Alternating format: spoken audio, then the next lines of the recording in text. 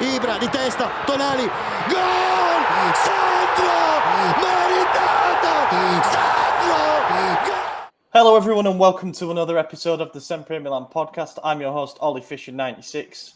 Why did I say 96? That's my old PlayStation.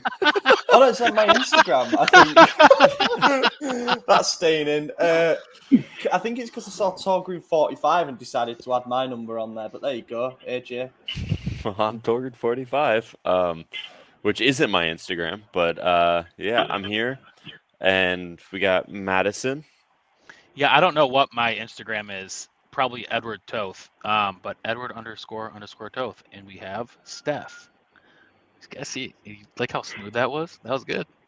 Pretty good, yeah. Happy to be back. It's been a couple of weeks. I think last time I was on was the Scudetto winning podcast. So yeah, happy to be back, man. And let's talk about whatever we're going to talk about. Your sunglasses, me potentially being killed with a drill. Apologies if anyone picks up on that. I'm going to try my best to limit the background noise. Speaking of Scudetto, it's 1 month today since we won it. So happy anniversary, boys. Stefano was having a drink to celebrate, but he's packed it in now. Oh, is it still there? Yeah, there we go. That's good. That's one for the YouTube watchers. A limoncello spritz. Never heard of it myself, but enjoy. How have you never heard of it? I've had limoncello, but not as a spritz. Oh. I've had like Aperol spritz and all that Yeah. kind of stuff. But yeah. How are you enjoying the summer, boys? Like, there's not much going on. Well, it's 9:40 in the morning for me right now, so I'm just pretending to be awake. Aren't we all at this stage? You know. Yeah. I think Steph might be sleeping behind those sunglasses. I mean, I could pull it off. I could pull it off if you want me to. But yeah, no, we're enjoying it, man. I think it's been a good. It's hard because I think with the last couple of weeks, fans are getting frustrated. Newspaper reports of what our alleged budget is, and no real signings. Obviously, Origi's set to come in on a free transfer, and I think fans kind of expected a bit more momentum coming off the Scudetto win. And I think it's one of them ones where, with the ownership change, it's maybe stalled things. There needs to be an agreement of what the plan is, and that has all got to start from Maldini and Masada getting their contracts renewed, and then we go from there, really. Mate, Maldini's too busy watching the Rolling Stones and dad, which, to be fair, he's allowed to dance like a dad. But yeah, and meanwhile, his son is on holiday with Florenzi, who is shouting at Maldini to buy him outright. But that seems like that's done. So that was time well spent. Yeah, I mean, just on what you said there was an interesting report that came out yesterday saying that a month ago there was a big feeling of anxiety, tension among the fan base, not knowing what was about to come in the immediate future because it was before the Sassuolo game, and it's like, are we going to bottle it? Are we going to win it?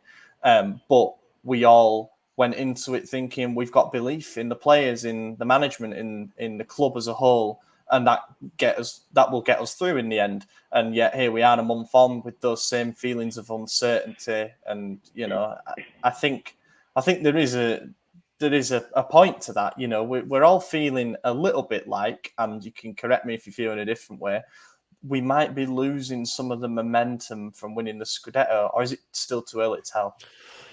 I don't think we're losing momentum at all. Yeah, it's too early for that, in my opinion. I mean, the window doesn't even open for a week. You know, it's I understand the frustration of the fans when we have deals like Botman, deals like Renato Sanchez that are supposedly done, but there's all these weird holdups, and now you get teams like PSG coming in with bids. Newcastle. Well, they're done bids, in like not happening. You know. Yeah. I mean, the definition's changing a bit here, and then you see things like Lukaku being confirmed going back to Inter on a dry loan for a cheap fee, you know. So you're seeing business being done all around us for competitors that are getting better, and we're just kind of stagnant right now. We're making Florenzi permanent, which we wanted, you know, but that's really the extent of what we've done. Origi's supposedly supposed to be here this week, correct? Next week, apparently now, because he's got a muscle injury that he doesn't want to rush. Preseason doesn't start until July the 4th anyway, so he might as well just come over and stay over. Right. I understand that. So yeah, I think he'll be here next week now. Might as well have the muscle, definite 100%. But yeah, that's just a microcosm of what we're experiencing at the moment. It's like we're told that this is bang on dead certain going to happen, and yet week after week it keeps getting delayed. The same with the renewals of the directors, the same with the renewals of certain players, the same with signings that we thought at the end of the season that we'd got over the line already, and they were just ready to be pushed over, like the Mike Maignan deal, and now it's all unfurling a little bit. I mean, I wrote a feature on it. It was a devil's advocate, which is always a bit like I take a topic which is divisive and run with it one way and see what people think. But in the piece, I argued that the change of ownership might have come at the worst possible time. Any thoughts on that? I mean, Yeah, it is. You don't want to yeah. change ownership right before the transfer period because, papers were signed, but as of today, we're still owned by Elliott. The purchase won't go through until the fall. So and even though Elliott is staying on as like a minority owner, so all purchases and contracts now kind of have to like be approved double instead of just once. So yeah, just makes everything more complicated. Too many chefs in the kitchen right now. You got the directors who need to do their job while also worrying about being renewed. And then you got two ownerships that have to approve everything. And, one is significantly less invested in than the other one. And the other one's got to weigh up how much they're willing to spend in this opening thing. So it's just added pressure that isn't necessary right now. It came at a bad time.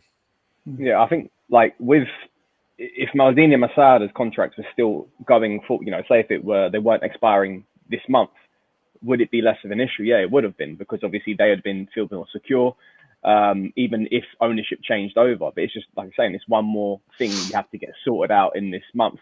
And I think the problem is that as fans, naturally you would do. We're looking at our rivals around the league, obviously naturally Inter Milan. And for a specific reason, they're having to get most of their deals done this month because of their financial situation. The Lukaku dry loan, we knew that it couldn't get done. It had to get done this month because it's basically physically, financially impossible for it to happen any point in July or August. So we're comparing our timeline to theirs when it comes to striking deals with players. And of course, look, Renato Sanchez, Botman, they might get frustrated the longer these deals. The potential deal fleshes out, especially if Newcastle and PSG are on the horizon offering more money. But I think there is a point on both sides. Yes, it's frustrating because it's happened at this time and it can cause a bit of panic in the window and it may lead us to not getting the targets that we thought we were going to get. But at the same time, I do feel like we're not so rushed because we are the Italian champions and we have a few things to work with, and we shouldn't feel like we're fearing that we're going to lose to sell a player this summer, unlike Inter Milan. So we can sit here and kind of say it's all doom and gloom because Inter Milan are signing, Lukaku and potentially Dybala, but they're going to have to sell a player. Skriniar's going to have to go, but we're not in that situation. We don't have to sell Rafael Leao. We don't have to sell Tonali. We don't have to sell Theo Hernandez or Tomori.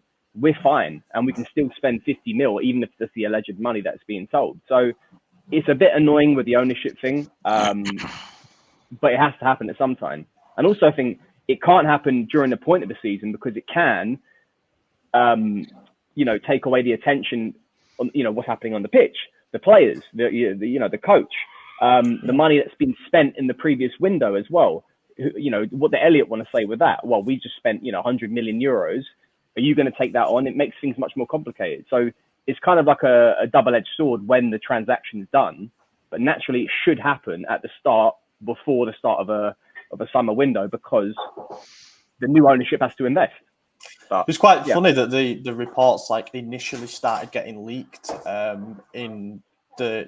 towards the back end of last season. It was just in the run up to the Sassuolo game and stuff, where. Oh, just give me 1 second, lads. Carry on talking. Well, carry on talking. We don't know what you're talking about. Please finish my point. I think what he's saying is that the reports that we were going to get new ownership and a run up to the Sassuolo game, and it's kind of interesting time for that to happen. Obviously, the biggest game of our season. And it's sort of and it all just kind of come from there. But they did a good job to keep it under wraps. I think that's where Oli was kind of going with that, and announce it after that game because there isn't anything on the line on the pitch. Mm-hmm. And yeah, I mean, I don't know if you guys. It's a weird one because I think we're very frustrated right now in the moment but things can change. Naturally, things can change over the course of the next 2 months. People forget that if we look at it's easy to look at the teams in the league now and go, oh, they're the favourites. Inter Milan are now the favourites because they've just about to sign Lukaku and they still have players they haven't sold yet. But let's judge it at the end of August. Let's judge it mid-August when they're probably going to sell Skriniar. Let's see if they get Dybala, and let's see how that team gels on the pitch. We're still favourites, and we can still make signings, and anything can happen. Really, it's an alleged budget. I think we're just kind of getting all quite rung up about the rumours coming out from the papers and thinking that's reality. You know, there's one thing that I've learned since joining the SempreMilan team 4 years ago and being more active on Twitter is you get so hype about rumors and like 5% of them come true. So like, just don't believe anything that you read. The only believe some stuff, the stuff you read on our website. Yeah. No, but like the only time that I've actually like read the transfer budget and it be accurate was when we signed like the 11 players that the Young Hung window. And we spent that much money because we made public like this is how much we're going to spend. You don't do that. There's no way that the team is like, hey, Longo or whatever, we piggybacking on that, what club comes out and says, oh, this is our budget? Like, and even so, like, who would tell a news reporter this is the budget? That's something that's held confidential between management, higher management, the people on the board, let alone the fact there's new ownership coming in as well, and all the variables I think Ollie put in his article the other day that have to come in. Is there going to be an FFP change to the I don't know what they call it anyway, the whole thing when you have to the structure of it over 3 years and make deficits into your financial situation, that might have an effect. Then you factor in player sales. There's too many variables to conclude that, all right, this is now what they're going to spend. It's ludicrous to think that's the reality. And it's just I do think it comes down to this, and it's simple reporting. And I think even SempreMilan, the reports that you see every day on Renato Sanchez, they have to do it, that you have to write something. You can't just write nothing because you know nothing. You have to write something. And what is the feel of the market? What is the feel of the club? It might not be, it's not 100% accurate because it never is, unless it's coming out of, Maldini's lips or Elliot's lips or Cardinale, or his name is, Jerry's lips. Jerry. It is basically, Jerry, I forgot what his surname is. It's Cardinale, isn't it? Cardinale? Yeah. So it's just basically take everything with a pinch of salt, and things can easily change. It doesn't also, what does that mean for our wage structure? What does 50 mil mean to our wage structure? That doesn't answer that question. So can we pick up free transfers? Can we pick up Paulo Dybala? Can we pick up Marcelo at left back? You just don't know. It's just it's very easy to jump on the negative news and ignore, potentially the positive news, like Ziyech coming alone. Well, and I think that one was completely made up by someone on Twitter, and then the reporters just picked it up because there's nothing else to report. So you see one rumor and you roll with it. You say, I looked into it with my sources, and on the topic of that Ziyech thing, one of the best ways to spot a fake report on Twitter is you see the wording of it. They say Ziyech is reportedly, so they're not taking any credibility for it. They're not saying this is my report. They're saying someone else said this, but then they don't name who that someone was because they don't exist. And that's just kind of an easy way to tell, like, oh, this shit's completely made up. Reportedly, we are after Lionel Messi.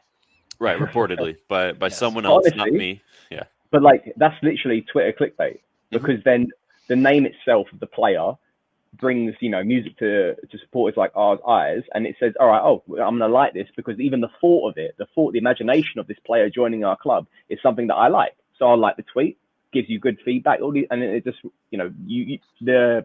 the person who actually made the tweet can piggyback on the fact that it's reported by someone else.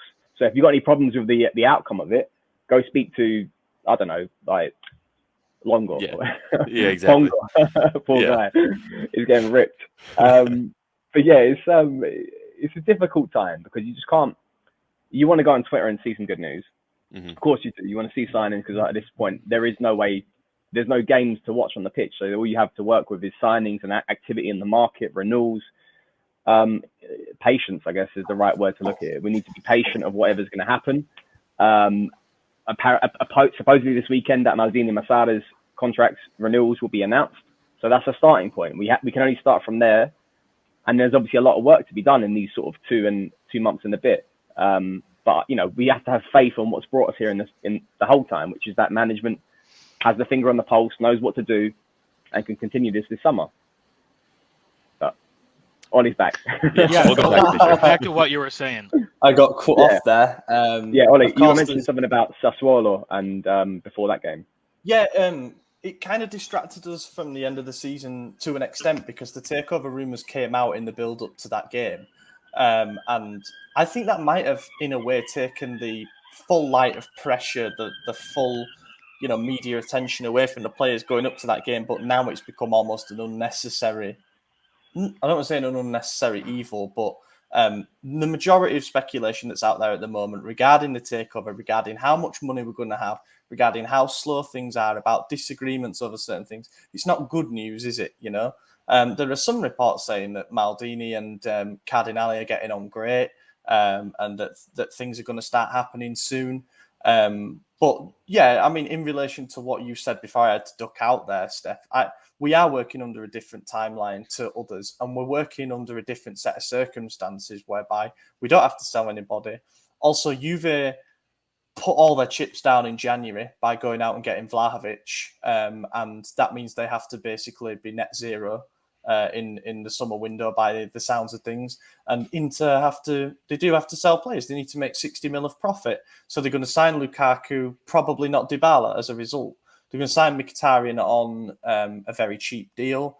But they're going to have to sell Skriniar, and then they're going to pay 25 million to replace him. Well, they still need more profit from somewhere. So they're going to maybe sell Dumfries, and then they're going to be stuck with an aging Darmian there next season or whoever. Aslani's coming in on sounds like they got a bit of a favourable deal on that 4 mil loan with whatever option to buy, which isn't great. But, it is what it is. We can do our business and we can do it without the same time pressures as those clubs. And not only that, but I think we're working more towards market opportunities rather than we've got the obvious holes that are there to fill, and we've probably got a range of profiles for each of those positions. So you probe different deals, you try different clubs, and you find the formula that works for you. And that's the way that we're going to do things. We know that. It's not Moneyball, as people are calling it. That term's been thrown about a lot because Jerry Cardinale has got links to obviously the Fenway Sports Group and everything. But it's just a case of we have been watching every penny that we're spending. We're trying to make our money go further than any other club. And so far it's worked for us. So we're probably going to stick with that.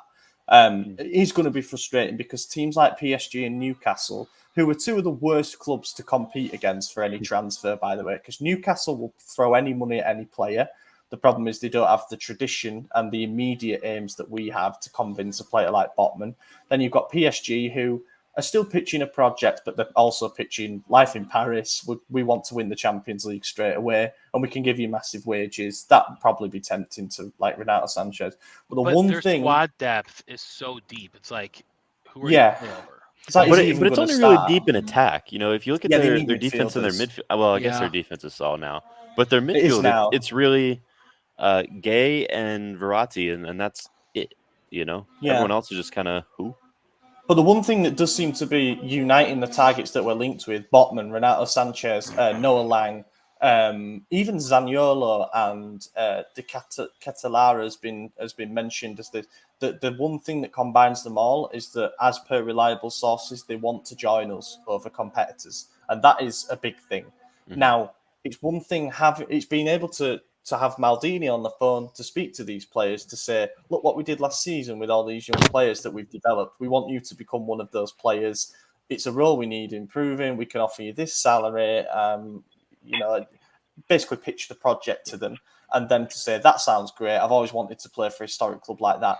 But I think we need to know if we've got the financial capability to tie up some of these deals. And it might be a case that you build on you build on a few of them at once, and you get them close to the finish line, and then you see what combinations you can pull off a bit close to the time. And I would urge anybody it's a long article, it's a long read, it's like 1,000 words, but on our website, Felice Raimondo has done a fantastic Twitter thread that we've translated and turned into an article about how there is no such thing as a fixed budget for a football club going into a transfer window because there are so many moving parts. It depends on the sales that you can pull off, player depreciation, changes in wage structure that might come from bonuses, players leaving on free transfers to free up a lot of gross salary. Not only that, but where the owners want their budget to be 1 year from now. So he said a big thing for us is not necessarily how much we're willing to spend. It's more how much of a loss are Redbird willing to foot in 2023. That's what margin of operation do we have? That's more the thing than saying you've got 50 million to spend. Good luck. That's just, unfortunately, that's just not how it works, you know? Yeah. So I would urge anybody to read that and maybe read like the first three and the last three paragraphs of what he said if you want to miss out all the jargon and stuff. But that is really good. And yeah, I'm already feeling better for speaking to you lads about it, to be honest, because you can get yourself driven into a cycle of despair if you read everything that you see on Twitter, can't you? Who did that? Yeah. Steph. I always see Steph tweeting stuff like, everybody calm down, you know, and he's tweeted 8 times in the last 12 minutes. But then in the group chat, he's like, we're fucked. Everything's falling apart. We're never doing anything. And I was busy that whole day, so I didn't see shit about this Renato deal. And then I just keep seeing like drama after drama in the chat. I'm like, what did I miss? What's going on? By drama, you mean Steph talking himself off of a ledge by himself for 3 hours. Talking himself onto it and then back off it. Yeah. He was playing hopscotch on the ledge there. Yeah. As I sit here and tell fans to calm down. Yeah, look, I think in the moment, frustration can build, and you can just react to seeing news that you think, all right, it's getting there, and bang, you're like, all right, come on, where's that fucking break? Where's that bit where it's going to be like the market's unlocked or anything's unlocked, security of the situation? I think as fans, we naturally have that pessimism of fear to think that I'll be sliding back into the banter era. And that could even mean from something like Maldini or Masala not even extending their contract. And the fear of them not doing that, at least not doing it for now, is something I have to work with. And well, all of us have to work with and go, oh, fucking hell, it's not going to the plan that we want it to be. Well, at least the timeline we perceived it to be, which should have been much more easier than this. But that comes down to new management. And then I think logically, when you sit back and you think of it, like I did, you know, you jump, you come off that ledge because you think, oh, hold on, it's probably to do with this. And then you think, all right, cool, sit back, wait and relax. I think as humans, we've been so exposed to the highs of the season. It's kind of like, surely the summer's going to be a bang. Mm-hmm. And it hasn't been a bang yet. So it's like, well, this is kind of annoying. And you sometimes overreact. Yeah, but so I'll put my hands up for that. I mean, last season we signed Mike the final day of the season. But other than that, last summer was also pretty slow. Yeah. I think it was quite mixed from what I recall. I think by July 1st, we'd activated the Tomori and the Tonali deals, if I recall. Of course, they were on the loan with right to redemptions. But then that's the same as Florenzi and Macias. We also ended up by that. Yeah, it might have been by July the 1st, but also they were on loan with option deals that expired in the middle of June, just like Florenzi and Macias, and we negotiated for a fair bit afterwards, trying to get a discount on both of them. We didn't get one on Tomori, and we ended up getting one for Tonali, who took a pay cut because he wanted to stay. Yeah. But yeah, those were that, and obviously Mike were 3 early bits of momentum, I suppose. Yeah. So really, we're kind of on the same pace if you count the 2 renewals and Origi. I mean, nothing's been announced yet. That's the only difference. Yeah. And I think what's his name is coming back from loan. Pobega. Oh, Adley and Pobega. Yeah. No, yeah. I think it's not as moving pieces. You know, like I said, those 2 players coming back. Origi looks locked in. But last year, I think as well around this time, we had sort of worked out at least a deal with Chelsea for Giroud as well. You can't. Yeah, the timelines can be a bit slightly comparable because you think as the summer went on, that's when we sort of signed Ballatore and Bakayoko. And towards the end of the market was when the Adley deal sort of fleshed in, and we tried to see what opportunities arise towards the end of the market. So, like I said before, you have all the all the summer to work with, and it's not necessarily the point where everything has to be ready from the first day of training camp, which is July 4th, I think. But it's one of them things you just prefer to see put into place. But obviously, there's a bit of thinking logically at the whole situation and understanding that things have to materialize from a higher end, which didn't have to be done last year. So. Well, and I think that's the big thing is just the comparison from last season. You look at last season, we finished second and we wanted to push for that title. So we made these moves optimistically while we were watching the then champions Inter fall apart, letting Lukaku go out for big money, letting Hakimi leave, someone else whose name I can't remember all of a sudden. They lost a bunch of stuff.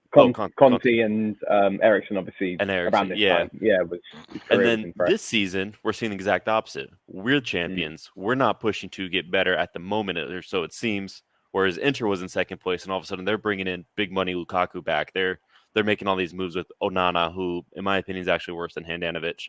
But they're bringing in Asllani. They're bringing in Mkhitaryan. They're making these moves, which is how we operated last season. So if anything, it's just going to be a more competitive year, which as the defending champions, you probably don't want. They're bringing back Lukaku under a different manager and playing style. It's a very similar playing style, but may not fit in. Right. And you look at who's gone, Hakimi was a huge part of him. Obviously, Lautaro and Lukaku had their partnership, their system going, but Hakimi's impact on that team and Lukaku's performance specifically can't be understated. It was massive. And Ericsson. And Ericsson. Hakan is way more selfish.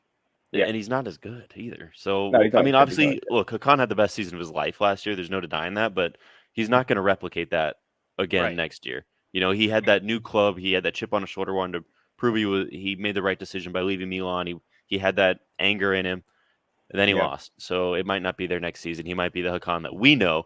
And then you bring in guys like Asllani, who great player, but he's no Hakimi. Denzel Dumfries might be leaving. He's no Hakimi. You're getting all these changes. Plus, Simone Inzaghi just renewed, who, again, fantastic manager, no Antonio Conte. So there's a lot of moving parts that Lukaku might be thinking it's a homecoming, but it's going to be a completely different home than he remembers, Especially if the fans are not going to be, booing him. I mean... Well, and they might be booing him, too. A lot of fans are pissed on how he left. Yeah, he's got to work his way back through the ultras. Yeah. I was just going to say, with Inter, I don't want this to become this isn't SempreMilan. I just want to say, we should focus on us, and it needs to come down to the fans as well. Don't worry about what they're doing in the market on Twitter and biting at their tweets and them saying, well, let them be the favourites then. Let them be the favourites for the league like they were last year, and let's see what happens. Let them worry about themselves, and let us worry about ourselves. And when it comes to Inter Milan, let's give it a week. Let's see if Skriniar's sold, because you can't replace someone that as good as him. One of the best centre-backs in world football. And even if it is Bremer, he's not as good as Skriniar. And he's not going to continue that form in a new system with new players who are equal or better. Also, transitional. One last thing on Inter, they should be spending more money on their media department than on the field. That video was awful. Awful. Yeah. At the end of the day, I think we look at that. There's a lot of things even for them. On paper, yes, it looks great if these moves happen. But Bellanova, he's a decent player, he's an okay player, but is he someone like Teo Hernandez is right now? No, he's not.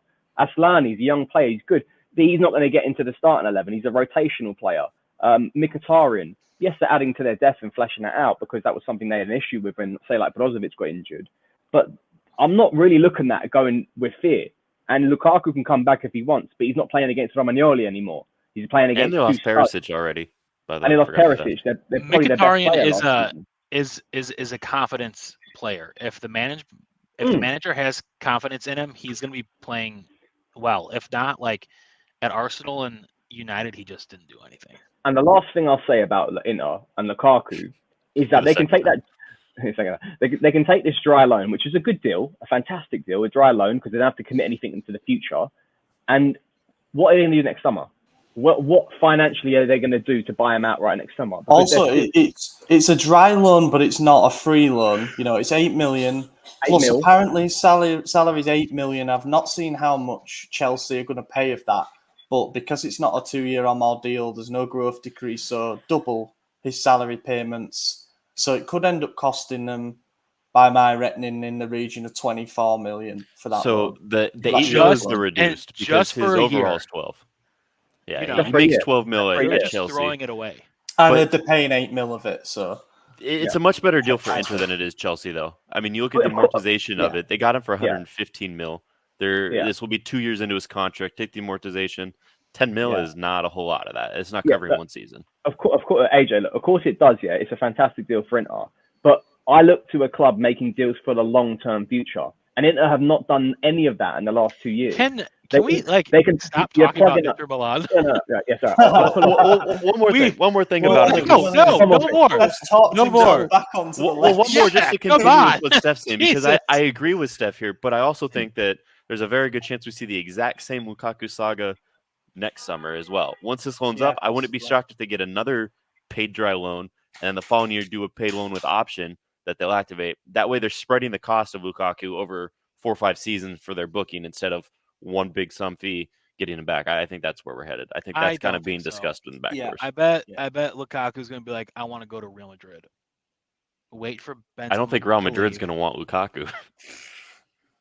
It's tough to imagine where will, but I mean, I've seen like Bayern mentioned because Lewandowski might be leaving and all that, but I don't know. I really do think that there's a huge chance. I would say it's more likely than unlikely that he fails to replicate his same form from the season before he left for various reasons. But yeah, let's not dwell on that. We'll move on and do some questions, shall we? Thank you. One more thing. Also, Mkhitaryan's too old. He won't do anything.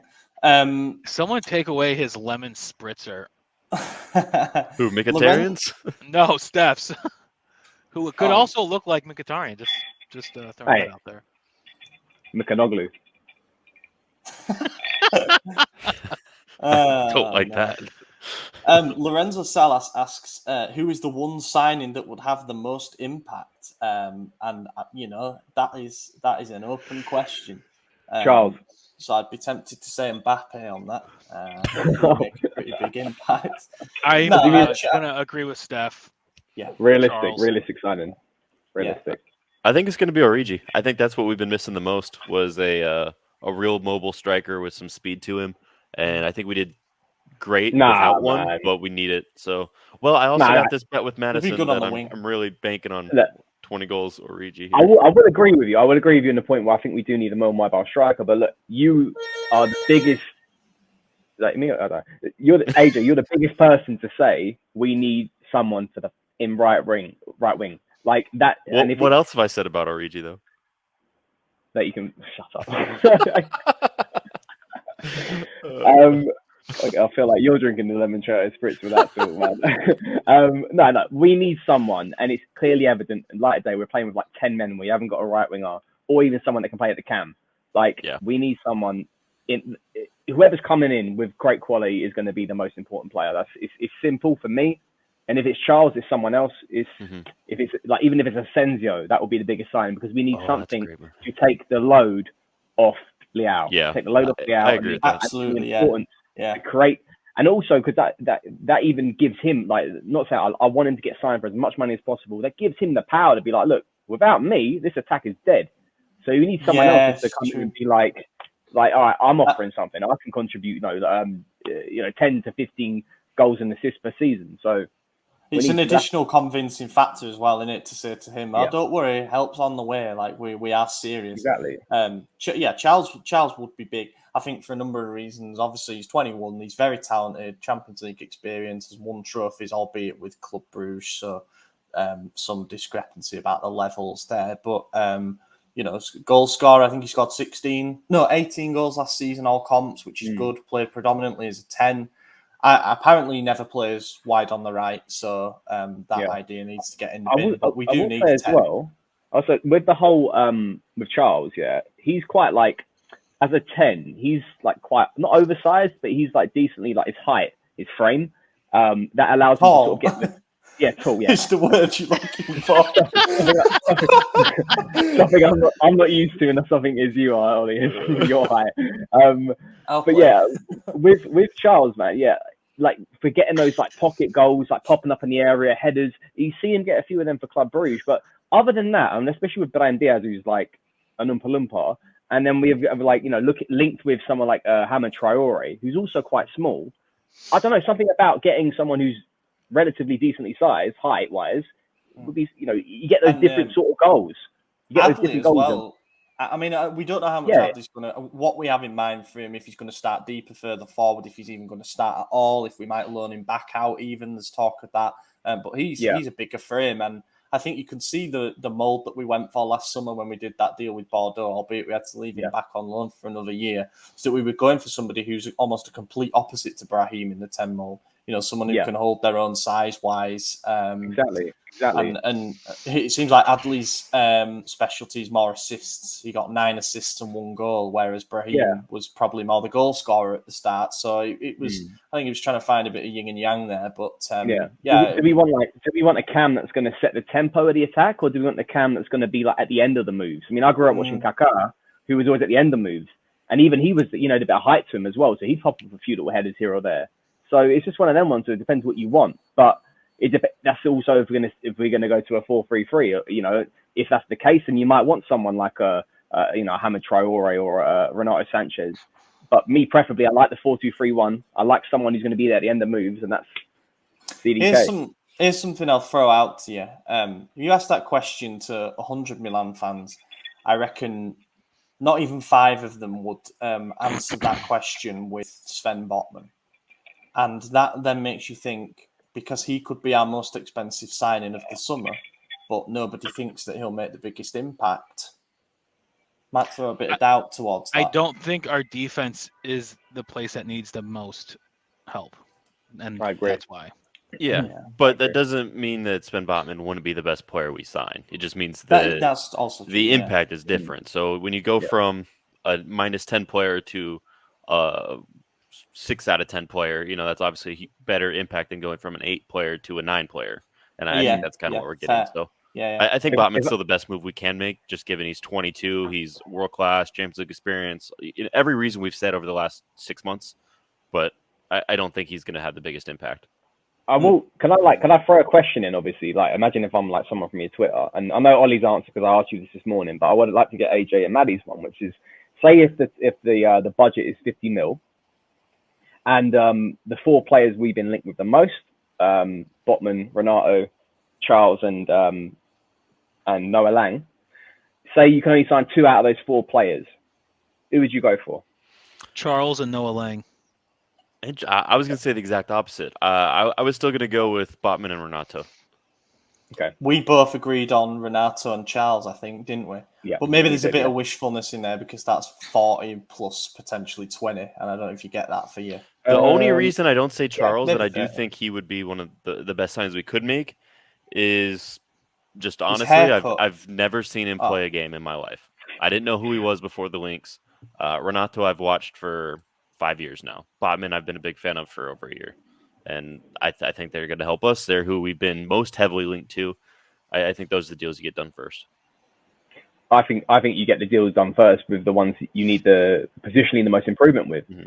And I think with Kalulu, with Tamori, with Kaya come back from injury, and then like Ollie said, you said this morning, like we can get a cheaper option, whether it's like Estevev kid, wherever it is, like someone who is going to take that 4th fiddle role. Look, Botman comes in. Why necessarily is he deserved to be a starter? I know there's a rotation. You've got the Champions League. But like I look at that and I go, that ain't the biggest issue. We've got the most clean sheets in Italy last season. Surely you look at the attack as the biggest thing you need to improve. And we spent that much amount of money on Rafael Leao. So if we spend that much amount of money on Charles, you never know. This could be that extra player we need to make that jump in quality in the attack. I agree with that, but my thing is, we're losing Romagnoli. We don't know if Kjaer's going to come back at the same level he was. A knee injury at that age could be a career ender. Obviously, it's not. Yeah, I feel for you. I think all of us here have had this injury. But Maddie's okay. Maddie's fine. What was I saying? Oh, yeah. So I think Botman comes in and he immediately steps into the start. I do think would be the best that we have. Maybe Tamori might be better. We'll just have to see how they go. I think Kalulu had a fantastic season, one of the best of his career. But we don't know if he's going to be consistent. If this was just like a one-season wonder sort of deal, I don't think it will be. But there's potential for that there. Then they got the link up already, so I think he slots in so well. defense wins championships. We saw that this year. And if we're already bringing in Pobega returning, if we're already getting in Adley returning, those are upgrades on Brahim, even just smally, real small upgrades, but they're upgrades. Smally the attack, upgrades. I know, sorry. But the attack is still improving even without a big signing in attack. And if the defense is getting even better than it already was, which was the best in the league last season, then I think we're right there. Because the only real threat to us at this moment in attack is a return of Lukaku, which still has a big asterisk on it. And if our defense is better, no Roman Yuli face plants, I don't know. I think we are in a better spot with more defense. I would say in Botman's defense is like he actually does contribute something to our attack, which would be from set pieces. We don't have a centre back. 5 goals, didn't he, last season? Yeah, his frame is huge. You know, how many times have we seen it from set pieces that the ball gets whipped in there and it lands on someone like Tomori or Kaio or Kalulu's head, and they just don't have the presence or the aerial ability to convert it into goals. And it also helps you defend on the other end of the spectrum, which would be from set pieces, which we struggled with at one point in the season, which were the most ways we were leaking in goals. So he does contribute in that aspect. So I won't completely crap on Botman. I think he's a great player. It's just a question of like having a pecking order and going with the biggest the biggest departments you have to improve. Right, needs to be the priority. But fingers crossed, we've got like 100 mil all ready to go here, and and that 10-minute segment was irrelevant. Somebody asked us, and we've got to talk about it. I suppose because it was briefly alluded to before, but Lukaku to Inter might just about rule out Dybala joining them. It might not, but see where they're at with the wage bill and stuff like that. It was Rocky Award who asked us about the possibility of Dybala coming to Milan, and just as we've been recording this, Milan News have published something hinting that it might be very possible that we get ourselves in the race. So they're obviously more reliable than most. God, yeah, that'd be good, wouldn't it? To be fair, I mean, look, there are obvious doubts. I'll preface it so people don't flame it in the comments, but there are obvious doubts about Dybala. Salary demands, he'd probably be our highest paid player. I think he wants 7 million net, which is fair. There is obviously his physical condition hasn't been great in the last 2 seasons at Juve. I think he's missed at least 10 league games in both of those seasons. And also the commission that will probably have to be paid to his agent, Jorge Antun, who has him as like his main client. So he'll want his big commission from this move.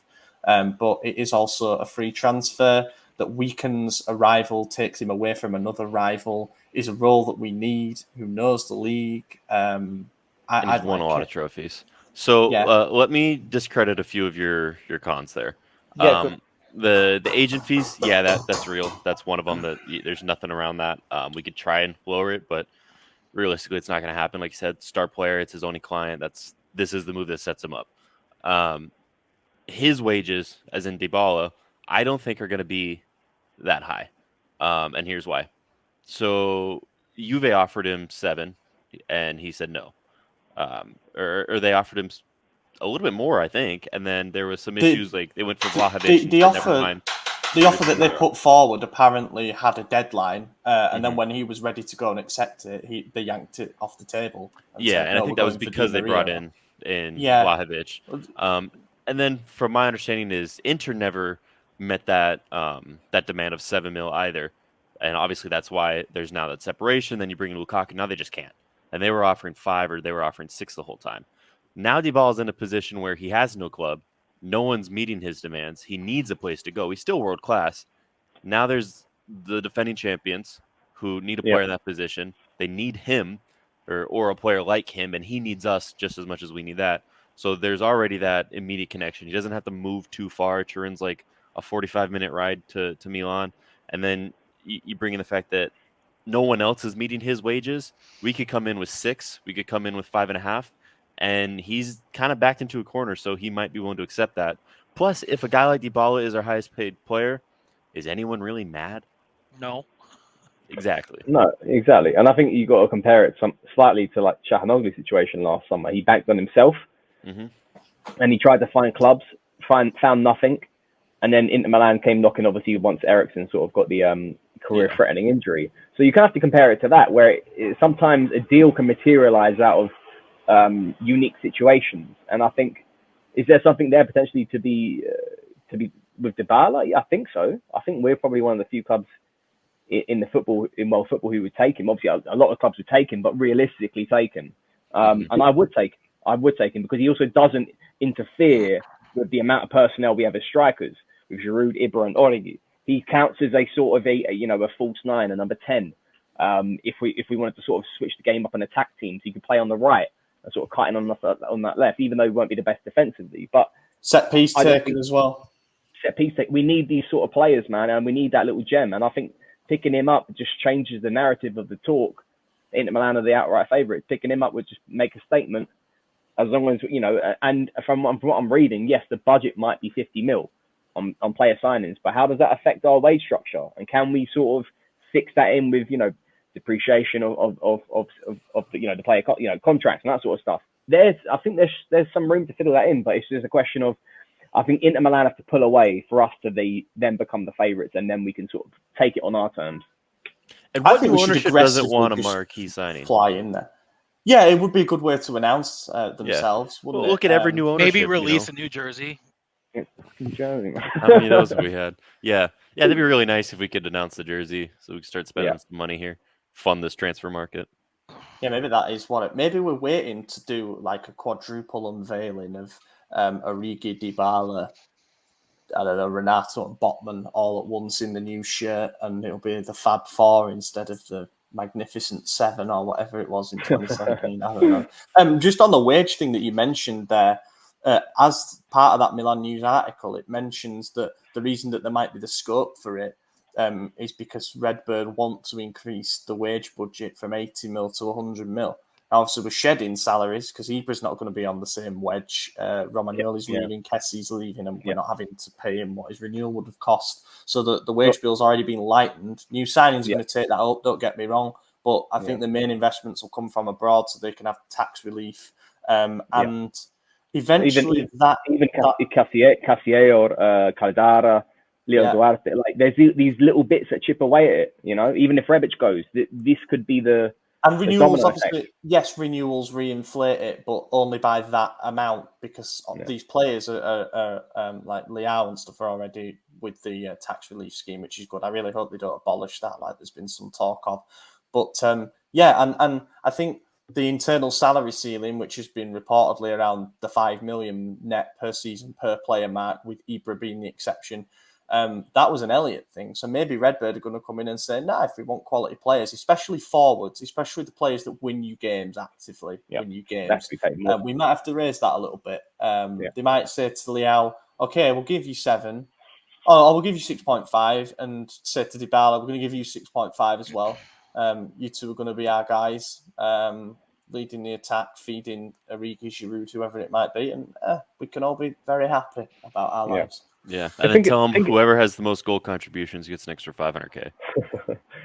Yeah, could do. I think of it this way: like even Castiel gets paid what? He got paid 2.5 a year, I think.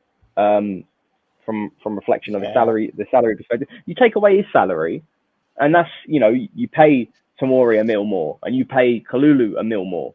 You covered their and with 0.5 to spare, you covered their salary increases. So it's just it'll be funny when you shave some salaries and how we can sort of work around. It's not as impossible as it seems. But, they could. That is a reassuring report. The margins to make things like that happen. You know what? I think this might be, as Sky, I think it was, have alluded to. This might be, and as we mentioned earlier in the episode, a market of patience and opportunities. I know as fans we don't like that. Because we want to get things done early, so we've got some shiny new toys to look at. But we're only a month on from the end of the season. The window hasn't opened. Might be that we have to wait, just like last summer, to get the final pieces in place. And how long has Maldini been saying we're going to look for market opportunities? Since the day he was announced, so it's about time we actually take one of these market opportunities. So let's see it in action. But then it's like we've grown up. I mean, I've certainly grown up as Milan fans, seeing it happen towards the end of the market. Galliani was a master for it. You see someone in a position, the flight of the Condor. He struck in August. Get those deals for Ibra. Got those deals for Robinho at the time, and even before there were so many he got done in August. I'm not saying we wait till then necessarily, but It just goes to show you that every week is crucial in the market, and anything can happen. Really, if it's not Dybala, look, I have faith that. I think I'll say before. Actually, I forgot about saying it, but I'll say it now. Is that remember when we were supposed to get Siamakan and Ozan Kabak, and we got Tomori instead? If it's not the first option, the other options with the scouting department that we have, which is really good, can be just as good as the players we were going to get as the first choice. So don't cry because Renato Sanchez isn't signed or Botman isn't signed. There are some great players that can contribute something to this side, even if they're not the first choice. But I will cry if Maldini said Jordan that too. Veretout signs, to be fair. Can we like snip this out and just save it for every time Steph freaks out and just send it to him? Be like, calm down, man, calm down. There's the angel and the devil on his shoulders. Yeah. That'd be a good thumbnail, actually. Yeah. Well, we'll see, won't we, boys? I suppose until then, not an awful lot concrete to go on. Wheels. Look, I don't know if it's as simple as Maldini and Massara sign and then loads of stuff gets done, because from what we understand, they still have autonomy on the market. Like, they're still carrying out negotiations and they are still able to sign players because, like, we've got the Origi deal done and stuff. But, you know, it certainly might help things move in a positive direction. And another thing that maybe it's daft to mention this, or maybe people are daft for overlooking it. A lot of people are on holiday, like, you know, because there's been 4 games after the end of the season because of the Nations League, which I don't understand the point of that. Maybe that's because England didn't do very well, but, you know, that's another issue. And then players have gone on their 2 and 3 week holidays ready for start of pre-season at the start of July. It might be that the start of July and everybody getting back into it is what really unlocks things and get things moving, because players all of a sudden want a decision on their future. They want to know where they're playing next season and all that. But yeah, not much gets done when you're on holiday. Generally, unless you're Maldini flying to wherever to meet whomever. But I don't really think he's done some Ibiza stuff, but I guess we'll wait and see what that is. Hopefully not drugs. Yeah. Thank you for everyone who made it this far. Got an announcement to make as well. You might have already seen it on our Twitter, on other social media. We will be doing a Scudetto celebration merchandise range. It'll be one design and then there'll be other things to come from it. That will become apparent hopefully in the next week, maybe the next 2 weeks. Give us a bit on that. We think it's going to be really worth the wait. So yeah, keep your eyes peeled for that. There'll be new stuff added to the pinned tweet on our Twitter all the time, teasers and all that kind of stuff. And thanks to everybody who's already supported us by buying some merchandise. We're planning on bringing out a few designs next season as well and ramping up that side of things. And yeah, I've been your host, Ollie Fisher, just Ollie Fisher, no 96. And apologies for dipping in and out of this one. There is drilling going on all over this apartment block, and I've had my door braid about 3 times during this so people can come in and get things. But yeah, cheers for sticking with me on that, AJ. Yeah, I mean, you really covered it all. We're going to be here next week back on the regular time. Next Monday again, I presume. But the following one, July 4th, we're all going to be gone. Unless, Steph, you want to do a solo episode, but the 3 of us will be gone. Having Steph do a solo episode would be like having guests on as well, as he argues very few points with himself. All the multiple personalities. That's my birthday week as well, so that'll be fun actually. Yeah. You could do that thing where you like split yourself in half and have like a top hat and the cane on one side, and then you turn from Two-Face thing. Yeah. It was good. A little more Inter Milan than I would have liked, but you know. We had to talk about something. They're the only ones moving, so yeah, I guess so. Rent free. Yeah. Yeah, Steph, cheers for joining. Yeah, man, as always, it's been a pleasure. And I'm out of Aperol. I'm out of like limoncello spritz. I need to get a refill. So it's been entertaining. And I hate Inter. Don't we all, man? Don't we all? Yeah, thank you. Also, Napoli haven't done anything. I just thought I'd mention that at the end as well. Well, they did do something. They got in trouble. Oh, yeah, they are going to be in trouble. Nothing. Thank you to everyone who made it this far and stuck with us through the technical and the spiritual differences. Catch you in a week's time. Ecco l'Anteante in area di rigore, Anteante, Ibra, gol! Vediamo se è buono, ce lo dà buono, ce lo dà buono, ce lo dà